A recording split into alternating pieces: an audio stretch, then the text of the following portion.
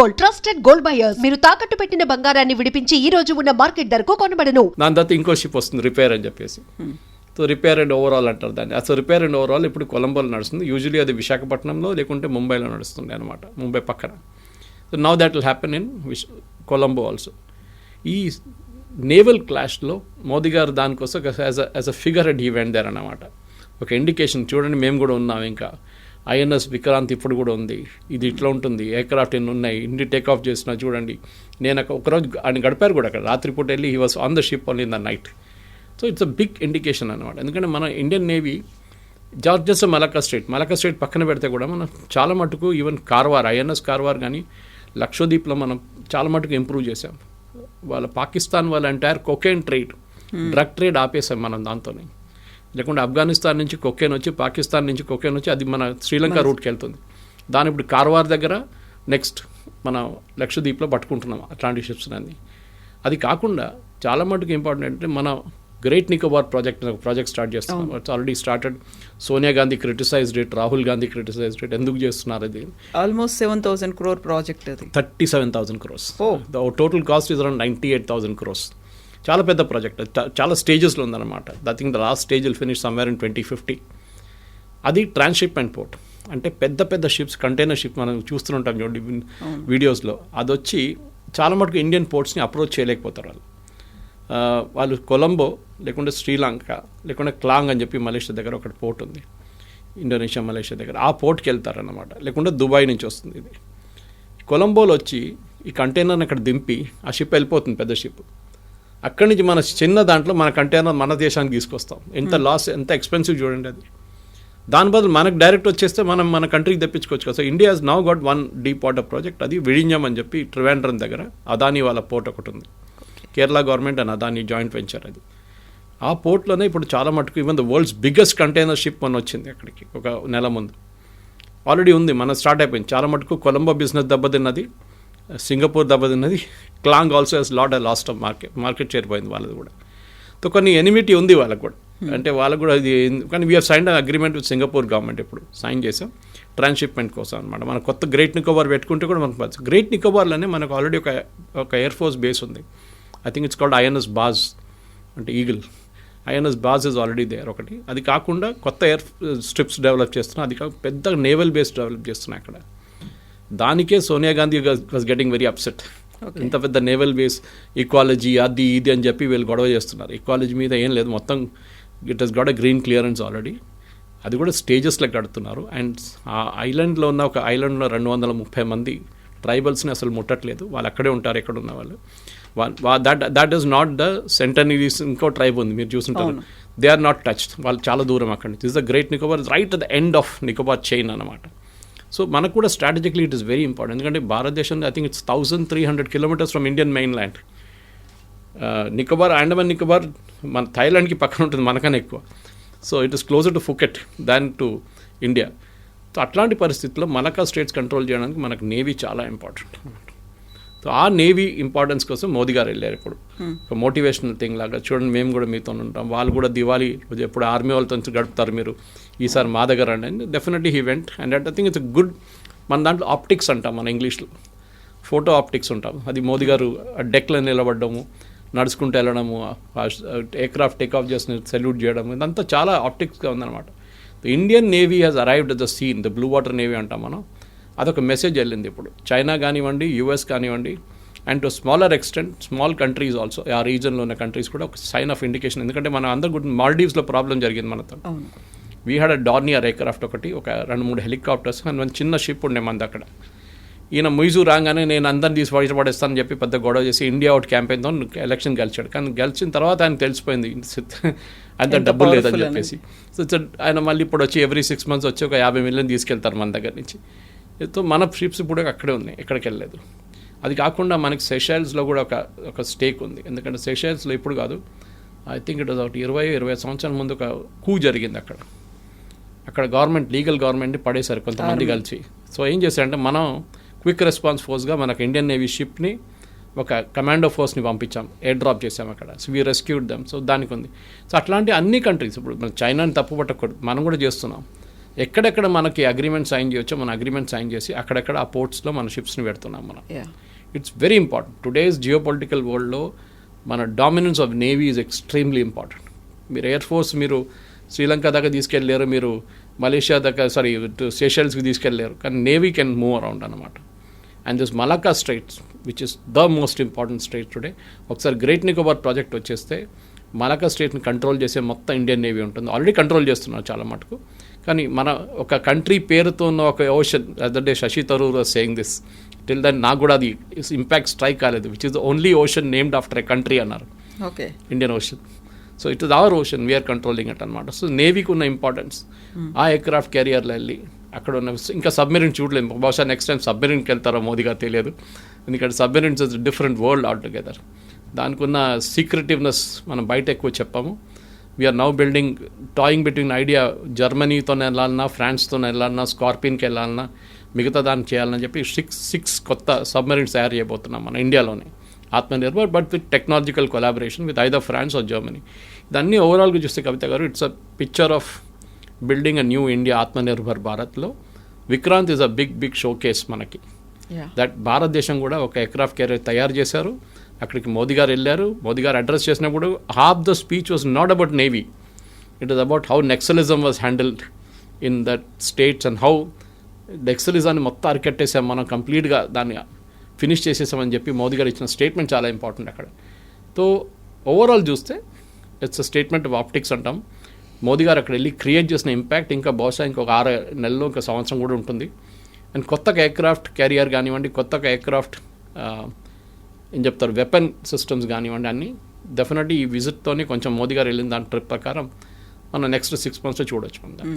So ఈ మధ్యన బోల్డ్ అని ఇండికేషన్స్ వస్తున్నాయి అబౌట్ ఆపరేషన్ సింధూర్ 2.0కి సంబంధించి. అక్కడ ఎయిర్ ఫోర్స్ కావచ్చు, ఆర్మీ చీఫ్లు కూడా మాట్లాడుతున్నారు, రక్షణ శాఖ మంత్రి రాజ్నాథ్ సింగ్ కూడా మాట్లాడుతున్నారు. ఇప్పుడు సడన్గా ప్రధానమంత్రి నరేంద్ర మోదీ ఐఎన్ఎస్ విక్రాంత్కు వెళ్ళడము అని అంటే అదేమన్నా కొంచెం పాకిస్తాన్ వైపు ఏమన్నా ఇండికేషన్ ఉందా? అందులో కూడా స్ట్రాటజీ ఏమైనా కనిపిస్తుందా? Is it towards operation Sindoor 2.0నా? అమెరికా వైపు. Okay, it's very important. America ఏంటంటే ఇప్పుడు అమెరికా ఒక డామినెంట్ రోల్ ట్రై చేస్తున్నారు పాకిస్తాన్లో. అమెరికా కావాల్సింది రేర్ ఎర్త్, మన అందరికి తెలిసింది, అది పెలేడియం ఉండొచ్చు, క్యాడ్మియం ఉండొచ్చు, చాలా మటుకు రేర్ ఎర్త్స్. మన చిన్న ఈ ఫోన్లో ఉన్న రేర్ ఎర్త్, దీంట్లో కూడా రేర్ ఎర్త్ యూజ్ చేస్తున్నారు, ఒక మెటల్. రేర్ ఎర్త్ అంటే ఇంకేం లేదు, ఏదో ఒక మెటల్ ఉంటుంది, అది మన పీరియాడిక్ టేబుల్లో 1 from the bottom కనిపిస్తుంది, మీకు 11 to 12 మెటల్స్ కనిపిస్తుంది. ఆ మెటల్స్ చాలా క్రూషియల్, అది చాలా ప్లేసెస్లో ఉన్నాయి. రేర్ కాదు, actually rare is the wrong word to use. ఆ మెటల్ తీసుకొని ఆ మెటల్ని ఏం చేస్తామంటే ఒక అలాయ్తో యాడ్ చేస్తాం. Okay, it can be added to అలాయ్తో యాడ్ చేసినప్పుడు చాలా హార్డ్ అయిపోతుంది. ఒక మొబైల్ ఫోన్ కవర్ కానివ్వండి, ఇన్సైడ్ పార్ట్స్ కానివ్వండి, ఒక మన ఇయర్ బడ్స్ పెట్టుకుంటాం మనం మ్యూజిక్ వినడం, that has got rare earth in it. అంత టఫ్ స్టీల్ కావాలి వస్తుంది దానికి to create a good sound అనమాట. అది కాకుండా మన కార్ విండోస్ని డౌన్ చేస్తూ ఉంటాం చూడండి, దాని కింద ఒక మోటార్ ఉంటుంది, magnetic motor, that is again made with rare earths. ఈ రేర్ ఎర్త్స్ అనేది అన్ని ఫీల్డ్స్లో ఇప్పుడు వచ్చేస్తుంది. మనం ఏ పార్ట్ మనం యూజ్ చేస్తున్న లైఫ్లో there is a rare earth metal being used in it. So మనం యూజువలీ స్టీల్ అని చూస్తాం, లేకుంటే అల్యూమినియం అని చూస్తాం, కానీ అది అన్నీ పోయిన పక్కన పెట్టి ఇప్పుడు టఫ్ మెటల్స్ యూజ్ చేస్తాం. ఒక ఎయిర్క్రాఫ్ట్ లైక్ ఫర్ ఎగ్జాంపుల్ F-35లో 350 కిలో రేర్ ఎర్త్ యూజ్ చేస్తారు. So it can be some steel some different kind of steel అలా యూజ్ చేసి మనం దాన్ని లైట్ చేస్తాం, లైటర్ ఎయిర్క్రాఫ్ట్గా చేసుకుంటాం. ఎయిర్క్రాఫ్ట్ క్యారియర్లో యూజ్ చేస్తున్నాం చాలా మటుకు. ఈ రేర్ ఎర్త్ కోసం పాకిస్తాన్లో అమెరికా చాలా మటుకు ఇన్వెస్ట్మెంట్స్ పెడుతున్నారు. మొన్ననే ఒక వారం ముందు వాళ్ళ ఫస్ట్ కన్సైన్మెంట్ ఒక అమెరికన్ కంపెనీ అక్కడికి తవ్వి తీసుకెళ్ళిపోయారు యూఎస్కి. సో పాకిస్తాన్ కానివ్వండి, ఇప్పుడు ఆస్ట్రేలియాతో సైన్ చేశారు నిన్న ఒక అగ్రిమెంట్. సో అమెరికా ఏం చూస్తున్నా అంటే ఎక్కడైనా చైనీస్ వాళ్ళని అరికట్టడానికి, చైనీస్ క్యాంపెయిన్ని తగ్గించడానికి, చైనీస్ మీద డిపెండెన్స్ తగ్గించడానికి, ఎందుకంటే చైనా మొత్తం బ్యాన్ చేసి పడేశారు, ఎవరికి ఇవ్వమేమని చెప్పారు. మన దగ్గర కొంచెం రిలాక్సేషన్ అయ్యి భారతదేశం మేము ఇచ్చేస్తాం, మాకు ప్రాబ్లం లేదన్నారు. కానీ మన దగ్గర కూడా we are I think the world's 7th largest rare earth metal in the country. మనం ఇంకా తవ్వలేదు, మనం తవ్వాల్సింది ఇంకా చాలా ఉన్నాయి. లదాఖ్ వైపు కానివ్వండి, మన మధ్యప్రదేశ్ వైపు కానివ్వండి, ఈవెన్ టువర్డ్స్ నార్త్ ఈస్ట్ ఉందంటున్నారు రేర్ ఎర్త్స్. కానీ అది ఎక్స్ట్రాక్షన్, దాని తర్వాత ప్యూరిఫికేషన్ ప్రాసెస్లో చాలా ఎన్వైరన్మెంటల్ హెజార్డస్ ఉంటుంది దాంట్లో. చైనా అసలు పట్టించుకోదు, మయన్మార్ వైపు వాళ్ళు చాలా చేస్తున్నారు అట్లా. మొత్తం ధ్వంసం ఆ ఏరియా అంతా కంప్లీట్ అయిపోయింది, కానీ నెక్స్ట్ 100 years 200 years మీరు ఆ ఏరియా వాడలేరు, అట్లా చేసేసారనమాట. సో దానికోసం అమెరికా చేస్తున్న గేమ్ని అట్టుకోవడానికి మనం చేస్తున్న గేమ్ ఇది.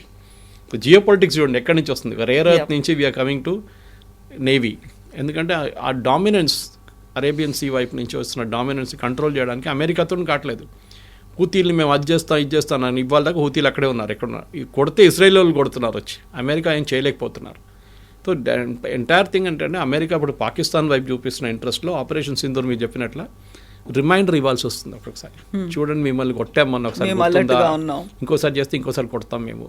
సో వాళ్ళని కన్సిస్టెంట్గా రిమైండ్ చేస్తున్నాం అనమాట. ఆ రిమైండర్లోనే ఉండిపోతుంది ఇదంతా. సో దాంట్లో ఒక ఫార్మిడబుల్ నేవీ చాలా ఇంపార్టెంట్. మనకు ఎయిర్క్రాఫ్ట్ కెరీర్ గురించి ఎయిర్క్రాఫ్ట్ గురించి ఎప్పుడు మాట్లాడుతున్నాడు రఫేల్. మన దగ్గర ఇప్పుడు 16-18 స్క్వాడ్రన్లే ఉన్నాయి, మనకి 42 స్క్వాడ్రన్లు కావాలి మనకి. సో ఈచ్ క్వార్టర్ని 16 ఎయిర్క్రాఫ్ట్. సో ఎన్ని ఎయిర్క్రాఫ్ట్ కావాలి చూడండి, ఆల్మోస్ట్ 160 320 ఎయిర్క్రాఫ్ట్ మనకి కావాలి. ఇంకా 320 ఎయిర్క్రాఫ్ట్ కావాలి మనకి. లేదు మన దగ్గర. తేజస్ ఇచ్చారు కానీ తేజస్ కూడా చాలా స్కెడ్యూల్ చాలా డిలే అయిపోయింది అక్కడ. ఇప్పుడు కొత్త నాసిక్ యూనిట్లో కూడా ఒక్క సంవత్సరంలో 8 తేజస్ తయారు చేయొచ్చు అంతే. ఓన్లీ 8 ఒక లైన్లో, ప్రొడక్షన్ లైన్లో. దాన్ని 3 ప్రొడక్షన్ లైన్ చేస్తే దాన్ని డెఫినెట్లీ 24 తయారు చేయొచ్చు. అప్పుడు కూడా 2 స్క్వాడ్రన్లు ఒక సంవత్సరానికి. వీళ్ళు టేక్ అప్పుడు దాకా పాత ఎయిర్క్రాఫ్ట్ రిటైర్ అయిపోతుంది. మన దగ్గర ఉన్న పాత జాగ్వార్ కానివ్వండి, ఈవెన్ మన ఎస్యూ ఎయిర్క్రాఫ్ట్ కూడా, రష్యన్ ఎయిర్క్రాఫ్ట్ కూడా మనం రిటైర్ చేయాల్సి వస్తుంది. సో మనం ఫ్యూచర్ ప్లాన్కి ఆలోచిస్తున్నప్పుడు నేవీ చాలా ఇంపార్టెంట్, నేవల్ అసెట్స్ చాలా ఇంపార్టెంట్, నేవీలో చేయాల్సిన ఇన్వెస్ట్మెంట్ చాలా ఇంపార్టెంట్. కానీ we are not a rich navy. America లాగా మన దగ్గర మస్తు డబ్బులు లేవు అంతా. మనకి ఇప్పుడు కూడా పేదోళ్ళు ఉన్నారు మన దేశంలో, వాళ్ళని చూస్తే అట్ ద సేమ్ టైం మన సెక్యూరిటీ కూడా చాలా ఇంపార్టెంట్. ఆపరేషన్ సింధూర్ ఏం నేర్పించారంటే ట్రైనింగ్ అన్నిటికంటే ఇంపార్టెంట్. అగ్నివీర్స్ చాలా మట్టుకు బాగా పనిచేశారు during operation Sindoor. Especially attack guns అంటారు, యాంటీ ఎయిర్క్రాఫ్ట్ గన్స్ చాలా మంచిగా మ్యాన్ చేశారు వాళ్ళు. పాత బ్రిటిష్ ఎరా గన్స్ కానీ దాన్ని అప్గ్రేడ్ చేసి రాడార్ ఫిట్ చేసి చాలా మంచిగా యూజ్ చేశారు. ఒక్క మిసైల్ కూడా ఇండియన్ టెరిటరీలో పడలేదు, యాక్టివ్ మిసైల్స్. అది కాకుండా నెక్స్ట్ మనం మిసైల్ ప్రొడక్షన్ చూసాం మనం. అది ఇప్పుడు రఫేల్ నుంచి కొత్త అగ్రిమెంట్ సైన్ చేసాం మనం ఇండియన్ నేవీ కోసం. We are getting 2 squadrons, 32 aircraft Rafale vertical take off and landing. ఎందుకంటే మనం ఎప్పుడు టేక్ ఆఫ్ ఇట్లా ఉంటుంది కదా, ఈవెన్ సీ హ్యారియర్ చూస్తుంటారు మీరు, which brought from Britain, we can land in a vertical manner. So అది మనం 32 తెప్పించుకుంటున్నాం రఫేల్ నుంచి. ఐ థింక్ ద ప్రొడక్షన్ మొదలైంది. బహుశా నెక్స్ట్ ఇయర్ అది year after that first production మనకు డెలివరీ స్టార్ట్ అయిపోతుంది. సో ఇండియన్ నేవీకి అది వచ్చినప్పుడు మనకు ఎయిర్క్రాఫ్ట్ కెరీర్ కావాల్సి వస్తుంది. సో బహుశా అప్పుడు దాకా Vishal will start production and ఒక 4-6 సంవత్సరాల్లో బయటకు వచ్చేస్తుంది కొత్త ఎయిర్క్రాఫ్ట్ కెరీర్. కానీ న్యూక్లియర్ టెక్నాలజీ నేను చెప్పింది అంత ఈజీ కాదు, we have not done it. కానీ మన దగ్గర న్యూక్లియర్ సబ్మెరీన్స్ ఉన్నాయి, మనం రష్యాతో జాయింట్ వెంచర్గా చేసుకున్నాం. మన రష్యాతో కావాలంటే చేయించుకోవచ్చు, మనం ఇంకోసారి జాయింట్ వెంచర్ పెట్టుకోవచ్చు. After possibly the Ukraine war is over, అక్కడ మనం అటువైపు వెళ్ళొచ్చు అనమాట. కానీ ఓవరాల్ పిక్చర్ చూస్తే మనం పాకిస్తాన్కి వార్నింగ్ ఎందుకు ఇస్తున్నామంటే మనం అన్ని వైపుల నుంచి రెడీ ఉన్నాం. మీరు యూఎస్తో ఎంత టైఅప్ పెట్టుకున్నా కానీ ఒకరోజు ఆఫ్ఘనిస్తాన్ వాళ్ళు ఎట్లా కొడుతున్నారు, మేము కూడా మిమ్మల్ని అట్లనే కొడతామని చెప్పి వాళ్ళకు ఒక భయం ఉండాలి. ఇప్పుడు ఆఫ్ఘనిస్తాన్ వైపు చూసి మనకి అంటున్నారు భారతదేశం వాళ్ళు స్పాన్సర్ చేస్తున్నారు, ప్రాక్సీ వార్ చేస్తున్నారు. మీరు కూడా చేశారు కదా 8 సంవత్సరాలు కాశ్మీర్లో, ఇప్పుడు కూడా చేస్తున్నారు. తక్కువనా మీరు చేసేది? లష్కర్ తైబా అందరి మీద కూర్చున్నారు టెర్రరిస్ట్ గ్రూపులు, వాళ్ళతో చేయించున్నారు. మేము ఎవరిని ఫండ్ చేయట్లేదు. వాళ్ళు వచ్చి ఆయుధాలు కొనుక్కపోతే మేమేం చేయాలి? మేము ఒక సూపర్ మార్కెట్ పెట్టుకున్నాం, ఎవడొచ్చో కొనుక్కోవచ్చు మా దగ్గర నుంచి. చైనీస్ చేస్తారు కదా, అరుణాచల్ బార్డర్ వైపు పెద్దగా సూపర్ మార్కెట్ ఉంది వాళ్ళ దగ్గర. సూపర్ మార్కెట్ అంటే మన చిన్న మార్కెట్ కాదు, అన్నీ మీకు ఏ తుపాకీ కావాలన్నా, ఏ మిసైల్ కావాలన్నా, ఏ ఆర్పీజీలు కావాలన్నా అక్కడ ఉంటుంది. ఇటు నార్త్ ఈస్ట్లో ఉన్న టెర్రర్ గ్రూప్స్, మయన్మార్ నుంచి ఉన్న టెర్రర్ అందరు కొనుక్కెళ్తారు అక్కడి నుంచి వచ్చి. చైనా అంటారు మేమైతే అమ్మట్లేదు, మార్కెట్ ఉంది వాళ్ళు వచ్చి తీసుకెళ్తున్నాం. మనం కూడా అది చేస్తున్నాం. మన అజర్బైజాన్ వైపు నుంచి ఇస్తున్నామా లేకుంటే మిగతా ఇక్కడి నుంచి అని ఇస్తున్నామా, అది that is not our concern. వాళ్ళకి ఆయుధాలు కావాలన్నా మనం చేసామంతే, వాళ్ళు కొట్టుకుంటున్నారు అక్కడ. సో జియో పొలిటికల్ సిచ్యువేషన్లో చాలా మటుకు ఆర్మీని ప్రిపేర్డ్గా పెట్టడం చాలా ఇంపార్టెంట్. వాళ్ళ ట్రైనింగ్ ఇస్ ఎక్స్ట్రీమ్లీ ఇంపార్టెంట్. వాళ్ళకి కావాలని ఆయుధాలు ఇవ్వడం అది ఇంకా. సో రాజ్నాథ్ సింగ్ గారు అదే చెప్పారు, మేము మా వైపు నుంచి ఆ రోజు 4 రోజులు కొట్టాం, ఈసారి కొట్టినప్పుడు అది ఫైనల్ ఉంటుంది. ఎందుకంటే అసీమ్ మునీర్ అప్పుడప్పుడు మొన్న కూడా చెప్పారు న్యూక్లియర్ థ్రెట్, న్యూక్లియర్ చేస్తాం మేము న్యూక్లియర్. ఈ న్యూక్లియర్ బ్లఫ్ అనేది మోదీ గారు అప్పుడు చెప్పారు, we have called a nuclear bluff. ఏ దేశం కూడా న్యూక్లియర్ వెపన్స్ ఉన్నది 4-5 దేశాలు ఉన్నాయి. Nobody will use it. వాళ్ళ కాన్సిక్వెన్సెస్ తెలుసు దాన్ని. హిరోషిమా నాగాసాకి చూసిన తర్వాత వాళ్ళందరికీ తెలుసు ఏం జరుగుతుందో ఒక న్యూక్లియర్ వెపన్ యూజ్ చేస్తే. పాకిస్తాన్ ఉండదు, మన వైపు కూడా పడతారు, మనకు కూడా డ్యామేజ్ ఉంటుంది. కానీ మనం చాలా పెద్ద దేశం మనం. కానీ Pakistan once and for all Pakistan మొత్తం ఫ్లాట్ అయిపోతుంది. సో ఎవ్వరు వాడరు, యూఎస్ కూడా తెలుసు అది చాలా మటుకు. సో యూఎస్ పాకిస్తాన్ ఆర్మీని కంట్రోల్లో పెట్టుకోవాల్సి వస్తుంది, అది మెయిన్ ప్రాబ్లం పాకిస్తాన్లో. మనం చూసాం మొన్న కూడా కైరానా హిల్స్ కొట్టినప్పుడు వాళ్ళు భయపడ్డారు ఇమీడియట్లీ, బికాజ్ వాళ్ళ న్యూక్లియర్ స్టాక్ పైల్ అక్కడ ఉంటుంది. సో ఎప్పుడు మన న్యూక్లియర్ వెపన్ రెడీగా పెట్టుకోము. It is kept in different parts. దాంట్లో లాంచర్ ఒకటి ఉంటుంది, దానికి మోటార్ ఒకటి ఉంటుంది, దాని అమ్యునిషన్ ఒకటి ఉంటుంది, న్యూక్లియర్ పేలోడ్. దాన్ని అసెంబుల్ చేయాల్సి వస్తుంది. అసెంబుల్ చేస్తే అప్పుడు అసెంబుల్ చేసిన టైంలో తెలిసిపోతుంది.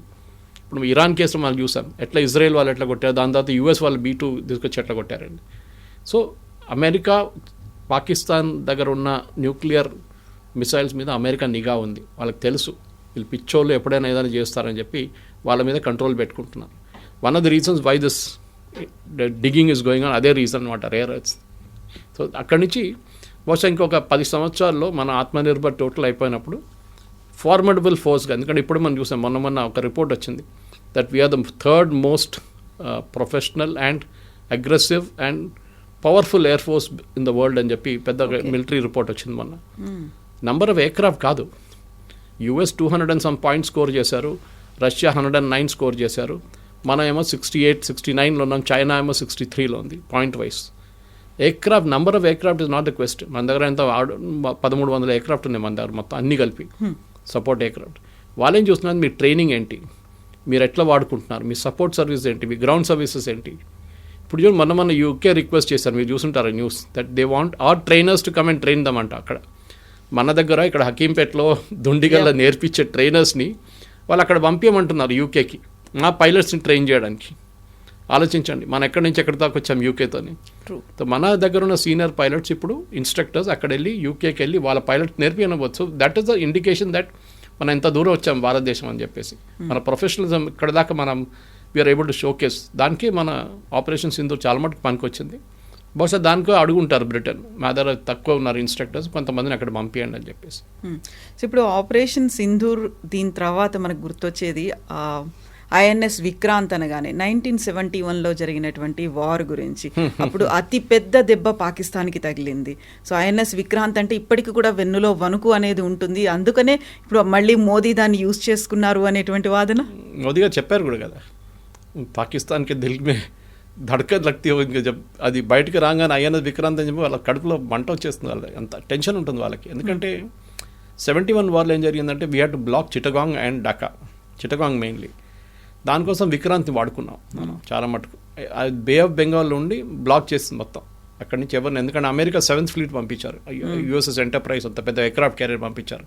కానీ దానికన్నా ముందు రష్యన్ సబ్మెరీన్స్ వచ్చి అక్కడ కూర్చుంది పక్కన, ఢాకా పక్కన, ఎస్పెషల్లీ చిటగాంగ్ ఏరియాలో. సో అమెరికన్స్ ఏం చేయలేకపోతే వాళ్ళు వెళ్ళిపోయారు. హెన్రీ కిస్సింజర్ చేసిన గేమ్లంతా మనకు తెలిసింది ఆ టైంలో.